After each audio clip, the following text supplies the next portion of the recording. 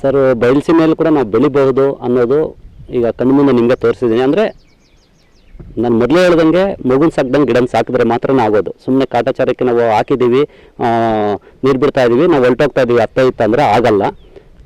ಮಗುನ ಯಾವ ರೀತಿ ನಾವು ಬೆಳೆಸ್ತೀವಿ ಚಿಕ್ಕ ಮಗುವಿಂದ, ಆ ರೀತಿ ಬೆಳೆಸಿದಾಗ 100% ಸಕ್ಸಸ್ ಆಗ್ತೀವಿ ಅನ್ನೋದು ನನ್ನ ಒಂದು ಅಭಿಪ್ರಾಯ. ಜೊತೆಗೆ ಮಾರ್ಕೆಟಿಂಗು ಅಷ್ಟೇ. ಎಲ್ಲ ಅಂಗಡಿಯಲ್ಲಿ ಹೋಗಿ ನಾವು ತಗೊಂಡು ತಿನ್ನೋ ಬದಲು ಇಲ್ಲೇ ನಮ್ಮ ತೋಟಕ್ಕೆ ಬಂದರೆ 250 ರೂಪಾಯಿಗೆ ನಾನು ಫ್ರೆಶ್ ಕಾಯಿ ತೋಟದಲ್ಲೇ ಕಿತ್ಕೊಡ್ತೀನಿ. ಆರಾಮಾಗಿ ತಗೊಂಡು ತಿನ್ಕೊಂಡು ಇಲ್ಲೇ ಫೋಟೋ ಗೀಟು ತಗೊಂಡು ಇದ್ದು ಹೋಗ್ಬೋದು ಅಂತ. ಸರ್ ಮಾಡಬೇಕು ಅಂತ ಮೊದಲಿಂದ ನನಗೆ ಆ ಒಂದು ಇಂಟ್ರೆಸ್ಟ್ ಇತ್ತು. ಕಷ್ಟಪಟ್ಟೆ 100% ಒಂದು ಸರಿ ಟ್ರೈ ಮಾಡಿ ನೋಡಲೇಬೇಕು ಅಂತೇಳಿ ನಾನು ಆರಾಧ್ಯ ನರ್ಸರಿ ಗುಬ್ಬಿ ತುಮಕೂರು ಡಿಸ್ಟಿಕ್ಕು ಶಶಿಯಣ್ಣ ಅವ್ರನ್ನ ನಾನು ಕಾಂಟ್ಯಾಕ್ಟ್ ಮಾಡಿದಾಗ ಗೈಡೆನ್ಸು ಕೊಟ್ಟರು, ಗಿಡನೂ ಕೊಟ್ಟರು. 100% ಸಕ್ಸಸ್ ಆಯಿತು. ಜೊತೆಗೆ ಒಂದು 10 ಮೋಸಂಬಿ ಹಾಕಿದ್ದೀನಿ, ಅದು ಕೂಡ ಪರವಾಗಿಲ್ಲ, ಬೆಳೀತಾ ಇದೆ. ಒಂದು ಆರೆಂಜ್ ಆಗ್ತದೆ, ಚೆಕ್ ಮಾಡೋಣ ಅಂತೇಳಿ ಆರೆಂಜಿನೂ ಒಂದು 30 ಕಾಯಿ ಬಿಟ್ಟಿದೆ ಸರ್.